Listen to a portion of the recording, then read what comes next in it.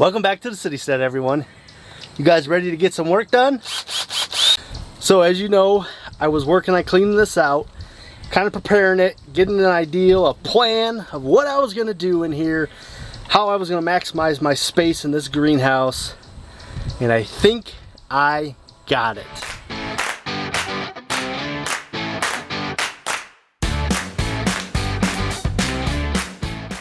One of the hardest parts about this greenhouse is actually showing you guys what I'm doing in here. Being that it's kind of tight, you know, it's only 8 foot wide and it's like 14 foot deep, but it's also probably 7 foot tall in the middle, not even, a little shorter I think. But what I have is I set up my 8 foot bed over here. It's going to be 8 foot by about 31 inches. I already got tomatoes in there. I'm going to build around it because I don't want to disturb those tomatoes because they are producing, flowering, and still getting some stuff going for us. You can see some things have made it back into the greenhouse because, let's just face it, you can't have a clean greenhouse. And then over here in the front corner, you can see I set up another little bed, and this one is only, it's about 31 inches by 36. Yeah, it's like 3 foot. So with all that, that's like 26 square foot of planting space. That can't be right. That seems like too much. What? 10 foot by almost 3 feet. Yeah, I guess that's about 26 feet of growing space. Hey, what's up, buddy? Hi, these. Those are new garden beds. We're gonna put vegetables in there. Is that exciting? What is in here? That's a chalkboard. You know, so you can make chalk paintings for me. There's chalk. Where's the chalk? Oh, I got the chalk right up here for you. Yeah. Oh no, you spilled it. It's alright, we'll clean it back up. No. The inevitability of a greenhouse that you share with your children. You're gonna have chalk all over the ground. But we all love this greenhouse. We've all been really enjoying it so far. I mean, we just used it as a staging area in the spring. In the summer, it just became storage. We weren't really out here a ton doing things. Mostly because of how hot it is. Kind of like a beautiful September day we have today. Ooh. Well, I mean, my hairline's getting bad, but it's still a little bit better than Heirloom Permaculture's over there. I'm just messing with you, man. Your spot looks good. It's very shiny. Very nice.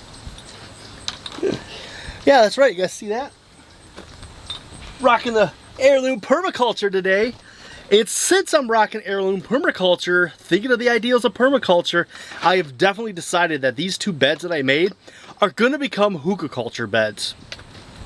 Not in like a traditional sense of how you would normally make them, because I am going to make them into these little raised beds. They're probably not going to be very mounded, but I'm going to dig down as, you know, far as I can with what I got here. I'm going to fill it with logs, grass, sticks, dirt, different things from around my Citystead.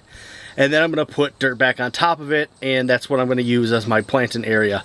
Now, if you guys have seen how to make a cheap, sustainable raised bed, I will put the link for the video right there. You guys should go check that out. It's kind of a neat little video. Gives you different ideas of what you can do with some of the scrap you have around your city lot.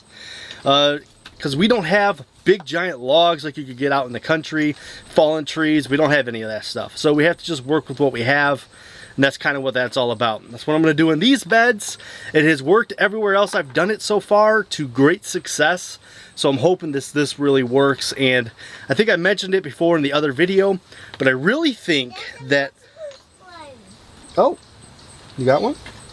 Putting it up in there?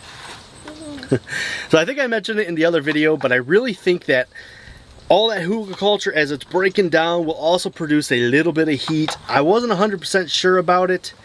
A little bit of heat coming out of there would be really nice for the really cold nights. So we're going to see how that goes. I'm not expecting anything too much. I'm thinking into November we might be able to pick some like chard and kale, things like that. I'm not going to be banking on like having tomatoes in December, or for that matter like watermelon or anything crazy like that. But I am going to grow some basic greens in here.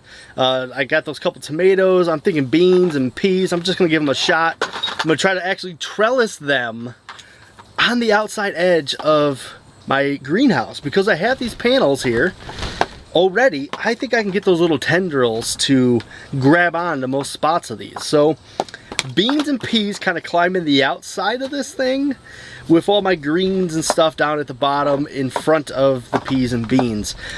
I'm not sure exactly how this combination is going to work, but I think it's going to be really good. And we will see. I'm going to plant it out. That'll be another video when we actually come in here and plant everything. But for right now, I'm going to get these beds finished. I'm going to show you how I'm going to do it. I got to get some work done. I got to get some digging done, some hauling done, all before the baby wakes up from his nap, because he's down for a nap. That's why Mr. Man's out here with me. Hum? Yeah, he's out here. Other guy's sleeping. So we're trying to get some stuff done. And then when Sissy gets home, who knows? We'll probably end up going to the park or something. Because that's what we do most of the time. Still got to enjoy this weather while we got it, right? All right. Oh, we've got the wrong drill. Dang it. Always happens.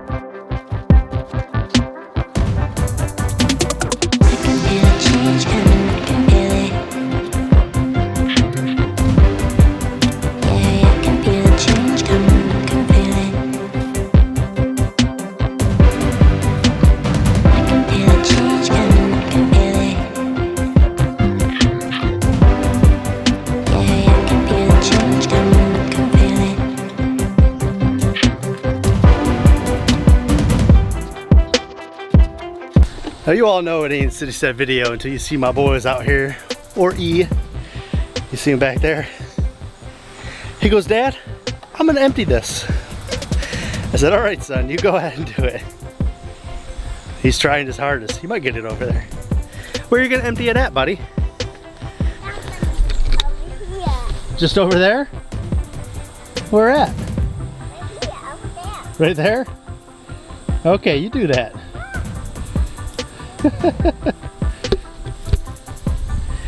They crack me up sometimes. Stress me out sometimes. They crack me up more than they stress me out.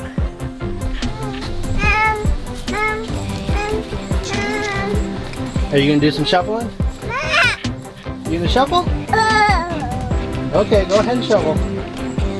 It'll make my job a lot easier.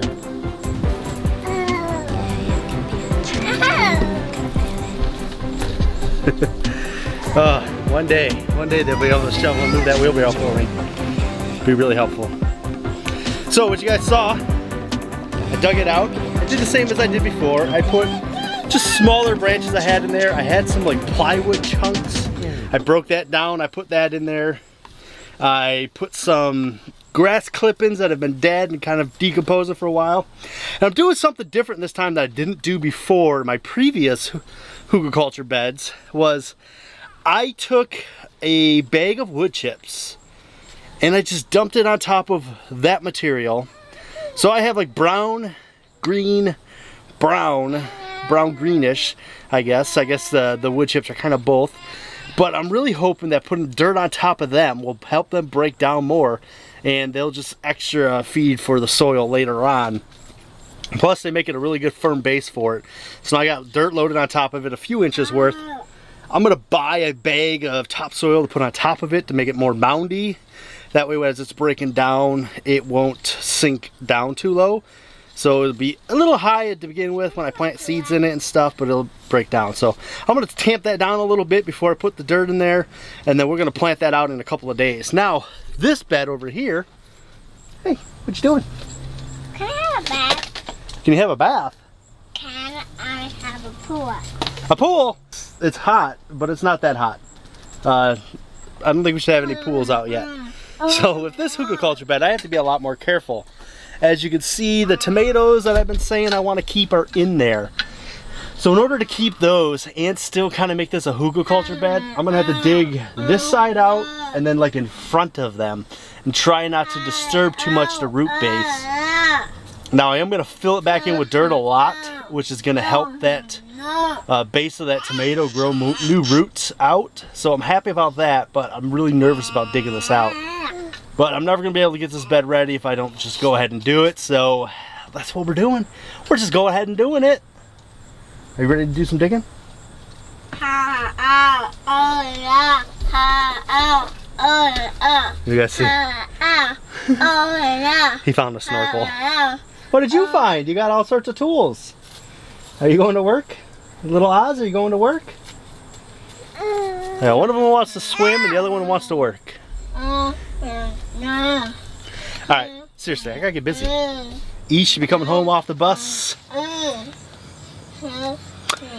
shortly, so I want to try to finish before she gets here so that we all have time together to end our evening. So, back to work!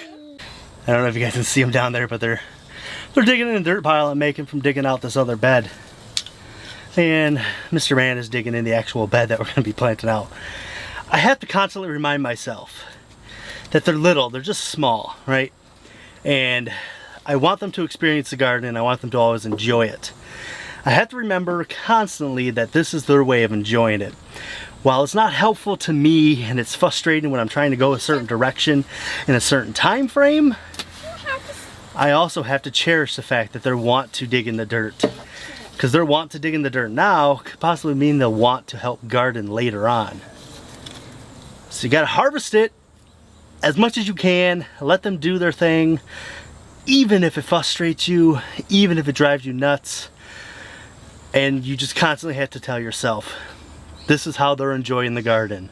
So I'm gonna let them be. I'm gonna let them play. I'm gonna have to shovel my dirt a different direction because I was gonna put it there, but now they're playing in the pile. So, but I'm gonna let them have it. There's a good reason you guys don't get to see as much of this bed getting done. This little guy down here fancies himself a little camera guy. Anytime I put the tripod down on the ground anywhere, he's got to grab it and he wants to walk around with it. If you've ever seen our Instagram page, I posted a little picture of him and he was holding the camera all out, like, just cracks me up sometimes, and he's always trying to get his face right in front of it. That's his little thing. He might be the one that's most into it later on, who knows. You trying to dig my shovel with your shovel? Alright, come on, back to work. Woo! Can you guys see that or not? There's a lot of work out here in this greenhouse doing this. Alright, so one Hugelkultur bed. I was gonna say down. I gotta put topsoil on this one. I'm gonna need a little bit more on this bed because I wasn't able to dig it out as deep because of those tomato plants. But I got it out pretty good. Put a lot. I had some bigger branches to go in this one, so the other one kind of was sparse with branches, but it's good enough for what it is. That's just a little bed. It won't be too bad. This one is the one I'm really worried about. This is my big bed. You all right? This one breaks it down. Hopefully this will retain after I fill it up a little above the tops here. I only went 6 inches with my raised beds. I actually believe in planting in the ground. It's probably the best medium that you can really use. Raised beds are nice, but they take a lot of extra maintenance and upkeep to them. Whereas when you plant closer to the ground, your plants are actually able to get down to the nutrients that are down in the ground without you having to amend a ton. So I try to stay low with my beds. I don't want to go too high. You okay? Okay? What happened? What happened? Okay. I got some Hugelkultur beds in here. This is going to be an awesome project. I'm excited to see what this turns into for the winter fall season. Yeah, next video you'll see us. We'll be planting this out, picking what we're going to put in here and just planting away and hoping for the best. We still got a few weeks where I think it's going to be hot enough to germinate everything. We're going to do a lot of high intensity stuff in here. I want to make sure we get the most out of our space, and I'll kind of use principles I used when I did the micro garden. If you haven't checked that out, there's the link for the micro garden, the high intensity micro garden bed. I'm going to use a lot of those same kind of theories and see what we can do with it. All right, these kids are getting cranky. I gotta get them inside, get them a snack. E is about to get off the bus. They all eat a snack when she gets home from school. So we'll see you guys, as always, in the next one.